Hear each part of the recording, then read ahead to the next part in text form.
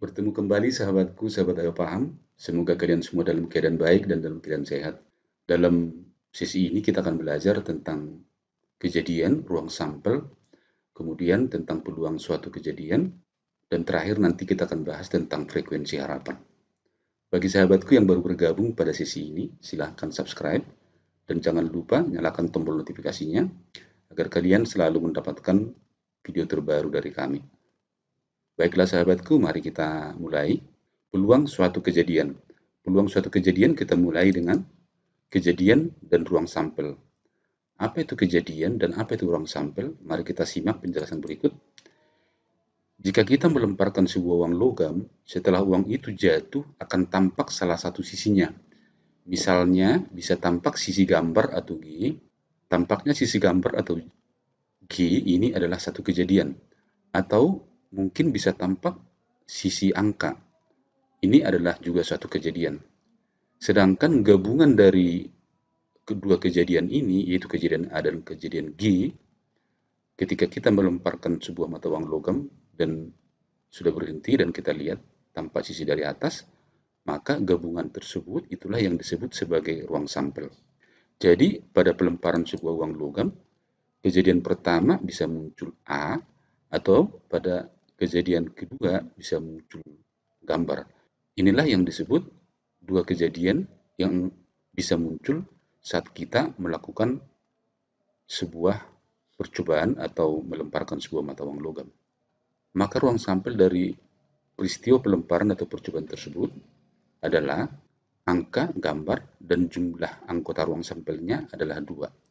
Sehingga disebutkan ruang sampel adalah himpunan semua kejadian yang mungkin dalam suatu percobaan. Banyaknya anggota ruang sampel dituliskan dengan NS. Supaya lebih jelas, mari kita lihat contoh. Contoh pertama, tentukanlah semua kejadian yang mungkin pada sebuah pelemparan uang logam dan sebuah dadu secara bersama-sama. Perhatikan di sini, tentukan semua kejadian yang mungkin. Berarti yang kita cari adalah tentukan semua anggota ruang sampelnya. Mari kita lihat. Ini adalah kemungkinan dari sebuah dadu akan muncul 6 sampelnya. Kemudian dari uang logam akan muncul angka dan gambar. Nah, kalau ini kita padukan, kita menggunakan tabel, maka kemungkinan pertama adalah angka dan 1. Kita lihat. Kemungkinan kedua adalah angka dan 2. Demikian seterusnya. Angka 3, angka 4, angka 5, angka 6. Nah, sekarang kita pasangkan dari gambar. Berarti kita mulai gambar 1, gambar 2, sampai dengan gambar 6. Maka perhatikan kalau kita hitung 1, 2, 3, 4, 5, 6 kali 2, berarti ini ada 12. Maka banyaknya kejadian yang mungkin adalah 12, atau disebut dengan anggota ruang sampelnya adalah 12. Untuk mendapatkan banyaknya anggota ruang sampel, masih ingat kita waktu belajar tentang aturan penggandaan, bisa kita lakukan dengan cara mengalihkan jumlah anggota ruang sampel dari mata uang logam dan jumlah anggota ruang sampel dari dadu, yaitu 2 kali 6 sama dengan 12. Sehingga sekarang untuk mencari banyak anggota ruang sampel dapat kita lakukan dengan aturan pencacahan maupun dengan aturan faktorial maupun aturan kombinasi, dan boleh juga kita menggunakan aturan tabel, dan satu lagi masih ada diagram pohon. Nah, untuk lebih jelas silahkan kalian ulang kembali video kita yang lalu, yaitu tentang kaidah pencacahan. Selanjutnya kita akan belajar tentang peluang suatu kejadian.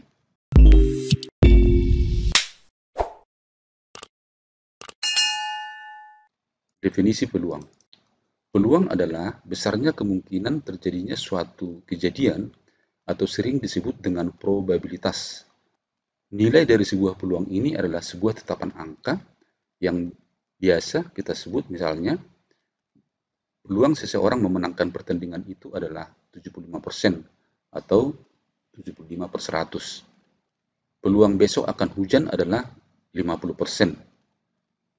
Sehingga angka-angka 50%, 75/100 itu adalah sebuah tetapan angka. Nah, supaya lebih jelas, mari kita tinjau bagaimana mencari sebuah peluang suatu kejadian. Misalkan kita melemparkan sebuah uang logam, maka besar peluang munculnya A dapat kita hitung sebagai berikut. Kita cari ruang sampel dari pelemparan sebuah, yaitu angka dan gambar. Nah, dalam ruang sampel ini anggotanya adalah 2, sedangkan kejadian yang kita harapkan A di sini ada 1. Maka peluang kejadian A adalah banyaknya anggota kejadian A dibagi banyaknya anggota ruang sampel. Maka peluang kejadian A adalah 1/2. Sekarang mari kita lihat secara umum. Jika dalam satu percobaan atau peristiwa, banyaknya sebuah kejadian adalah NK dan banyaknya anggota ruang sampelnya adalah NS, maka peluang kejadian itu ditulis dengan PK. Sehingga kita rumuskan peluang kejadian tersebut adalah NK banyaknya kejadian K dibagi dengan banyaknya anggota ruang sampel. Nah, sekarang mari kita lihat contoh-contohnya supaya mudah kita cerna tentang peluang. Contoh 1, tentukanlah peluang munculnya mata dadu bilangan prima pada pelemparan sebuah dadu. Mari kita lihat. Kejadian P adalah kejadian munculnya bilangan prima dalam pelemparan sebuah dadu. Bilangan prima bisa muncul 2, 3, 5. Sehingga anggota kejadian bilangan prima adalah 2, 3, 5, NP-nya adalah 3, atau anggota ruang sampel kejadiannya adalah 3. Sedangkan semua kejadian yang mungkin atau sampelnya adalah 1, 2, 3, 4, 5, 6. Maka NS-nya adalah 6. Maka sesuai dengan rumus peluang ini, maka peluang kejadian P adalah NP dibagi NS sama dengan 3 banyak kejadian P dibagi sampelnya. Jumlah sampelnya 6 atau sama dengan 1/2. Mudah-mudahan semakin bisa dipahami. Sekarang kita lihat contoh yang kedua. Terdapat satu set kartu remi dalam kotak tertutup. Mira mengambil satu kartu secara acak. Tentukan peluang terambilnya kartu as. Mari kita jawab. Pertama, satu set kartu remi itu jumlahnya adalah 52. Dengan kata lain, jumlah sampelnya ada 52. Sedangkan banyaknya kartu as di dalam satu set kartu ada 4 jenis. Berarti kartu asnya ada 4. Sehingga peluang kejadian as adalah jumlah sampel kartu as 4 dibagi jumlah seluruh sampel 52. Kalau ini kita sederhanakan, kita dapatkanlah jawabannya adalah 1/13. Sekarang kita lihat contoh yang ketiga.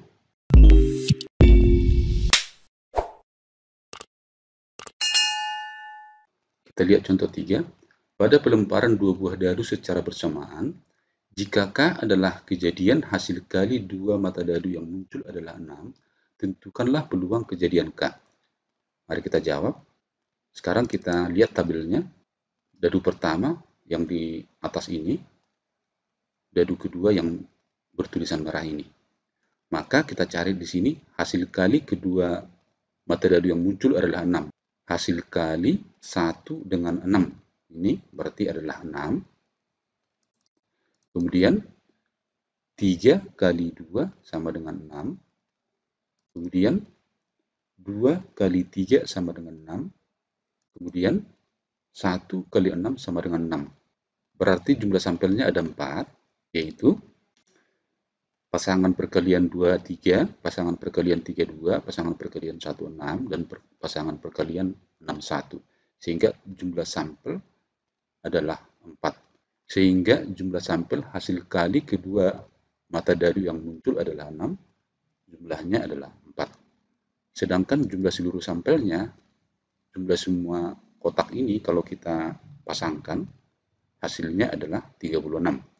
Maka dengan demikian, peluang kejadian K adalah jumlah sampel K dibagi dengan jumlah seluruh sampel, yaitu 4/36. Kalau kita sederhanakan, kita dapatkanlah hasilnya 1/9. Baik, kita lanjut contoh yang keempat. Dalam satu kotak terdapat 8 kelereng biru dan 4 kelereng kuning. Tentukanlah peluang pengambilan 3 kelereng kuning sekaligus. Nah, perhatikan di sini 3 kelereng kuning sekaligus. Kalau pada perhitungan sebelumnya adalah 1 kelereng. Tapi sekarang kita mulai dengan 3 kelereng sekaligus. Nah, sekarang bagaimana caranya? Mari kita lihat. Kita cari jumlah seluruh kelereng itu adalah 8 tambah 4 sama dengan 12. Diambil 3. Berarti pengambilan 3 dari 12 berarti jumlah sampel yang mungkin adalah, ingat pengambilan kelereng, 3 dari 12 itu masuk ke kombinasi. Sehingga jumlah sampel yang mungkin adalah C12 3. Kita hitung 12 faktorial dibagi 3 faktorial, 12 kurang 3 faktorial. Sehingga kita dapatkan ini 12 kali 11 kali 10 kali 9 faktorial. Yang ini 12 kurang 3, 9 faktorial. 3 faktorial adalah 3 kali 2 kali 1. 9 faktorial dengan 9 faktorial kita bagi. Kemudian 3 kali 2 kali 1, 6. Kita bagi ke 12. Dapat 2 sehingga hasilnya adalah 2 kali 11 kali 10. Kita kalikan, berarti jumlah seluruh sampelnya adalah 220. Nah, dengan cara yang sama, mengambil 3 kelereng kuning dari 4 kelereng kuning.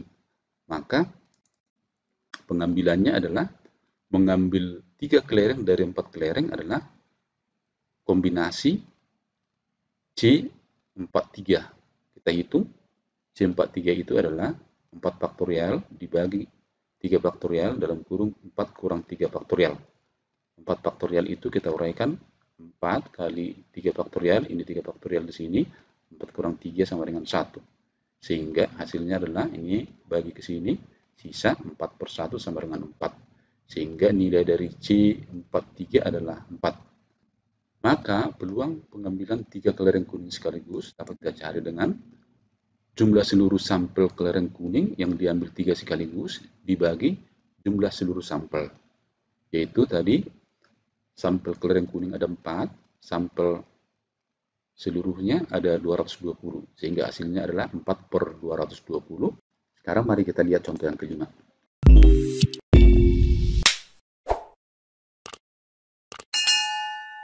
Terdapat 5 kelereng merah dan 4 kelereng putih dalam satu kotak tertutup. Diambil satu secara acak, tentukanlah peluang terambilnya kelereng merah. Mari kita jawab. Perhatikan soal ini berbeda dari soal nomor 4. Kalau soal nomor 4 tadi diambil 3 sekaligus. Kalau ini diambil 1.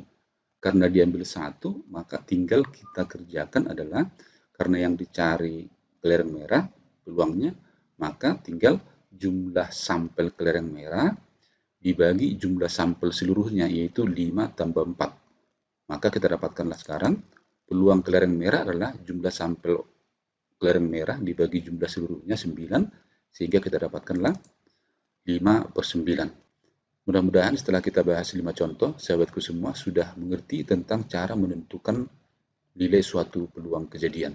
Sekarang kita lanjutkan. Kisaran nilai peluang. Suatu peluang dapat kita pastikan nilainya, misalnya besok matahari terbit di barat. Ini adalah suatu kejadian yang tidak mungkin, karena matahari selalu terbit di timur. Sehingga karena ini tidak mungkin, maka nilai peluang kejadian ini adalah, atau peluang kejadian matahari terbit di barat adalah 0. Dan kejadian kedua misalnya, besok matahari terbit di timur. Ini adalah suatu kejadian yang pasti terjadi. Maka karena ini pasti terjadi, maka peluangnya sama dengan 1. Kemudian, semua kejadian yang belum kita tahu pasti nilainya, maka nilainya ada di antara 0 dan 1.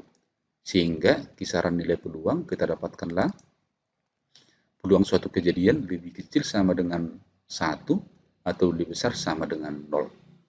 Kemudian jika K adalah suatu kejadian dan KC komplement bukan kejadian K. Kedua kejadian ini ada dalam satu ruang sampel, maka kita dapatkanlah peluang kejadian K tambah peluang kejadian bukan K nilainya adalah 1.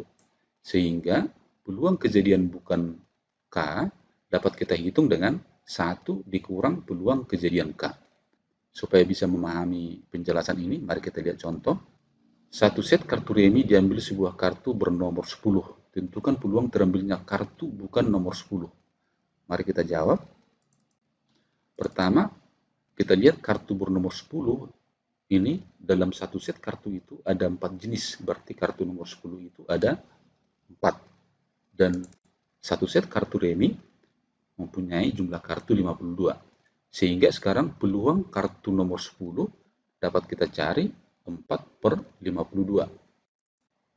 Atau kita sederhanakan sama dengan 1/13.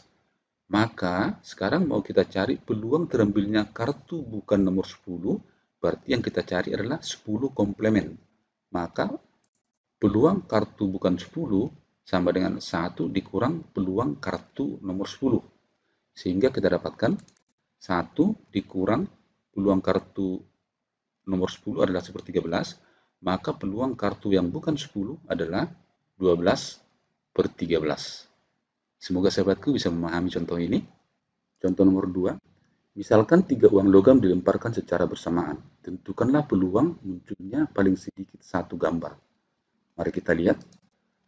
Muncul paling sedikit satu gambar artinya semua anggota ruang sampel membuat gambar yang di dalamnya paling sedikit satu. Berarti sekarang yang tidak ada gambarnya adalah kejadian tiga-tiganya angka. Atau kita tulis peluang 3 angka. Jumlah sampel 3 angka hanya 1, sedangkan jumlah semua sampelnya ada 8. Ingat pelemparan 3 mata uang logam berarti jumlah sampelnya adalah 2/3. Maka sekarang kita cari peluang 3 angka adalah 1/8. Nah, di sini tadi kita mau cari tentukan peluang munculnya paling sedikit satu gambar. Berarti dalam hal ini paling sedikit satu gambar adalah komplement dari tiga-tiganya angka. Sehingga kita dapatkanlah maka peluang kejadian paling sedikit satu gambar atau dengan kata lain komplement dari peluang kejadian 3 angka, maka hasilnya adalah 1 dikurang 1/8. 1/8 ini adalah 1 dikurang peluang 3 angka.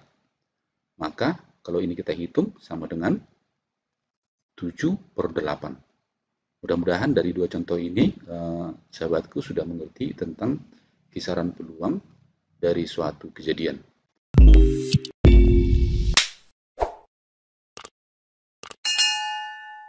Kita lanjutkan dengan frekuensi harapan. Jika suatu percobaan dilakukan N kali dan peluang kejadian K sama dengan PK, maka frekuensi harapan munculnya kejadian K dapat dihitung dengan FH sama dengan peluang kejadian K dikali banyaknya percobaan yang dilakukan. Sekarang kita lihat contoh supaya jelas. Satu set kartu remi diambil 2 kartu sekaligus. Jika pengambilan dilakukan sebanyak 884 kali, dengan pengembalian, artinya setiap diambil dikembalikan lagi, tentukanlah frekuensi harapan terambilnya keduanya kartu as. Nah, perhatikan di sini adalah pengambilan 2 kartu. Maka karena dia pengambilan 2 kartu, untuk mencari peluang kartu as, kita menggunakan kombinasi. Kita ingat, sekarang satu set kartu remi, jumlahnya 52, diambil 2, maka jumlah sampel seluruhnya adalah C522. Kita hitung 52 faktorial, 2 faktorial dalam kurung 52 kurang 2 faktorial sama dengan 52 kali 51 kali 50 faktorial. Ini hasilnya 50 faktorial. Ini bisa kita bagi ke sini. Kemudian 52 dibagi dengan 2 sama dengan 26. Maka 26 kali 51 kita dapatkanlah hasilnya 1326. Nah, selanjutnya kartu as ada 4, diambil 2. Maka pengambilannya adalah C42, yaitu 4 faktorial dibagi 2 faktorial dalam kurung 4 kurang 2 faktorial. Ini kita uraikan, 4 kali 3 kali 2 faktorial. Yang di bawah 2 kali 1, kurangin ini 2 faktorial. Ini kita bagi, habis, ini kita bagi ke sini dapat 2, 2 kali 3 sama dengan 6. Maka jumlah sampel pengambilan kartu as adalah 6, sedangkan jumlah sampel seluruhnya adalah 1326. Maka sekarang frekuensi harapan munculnya kartu as adalah peluang as dikali jumlah percobaan. Maka kita hitung peluang as adalah 6/1326 dikali banyak percobaan 884. Kalau ini kita kalikan, 6 kali 884 dibagi 1326, hasilnya ini adalah 4. Sehingga frekuensi harapan terambilnya kedua kartu as adalah 4 kali. Baik, mari kita bahas satu contoh yang terakhir.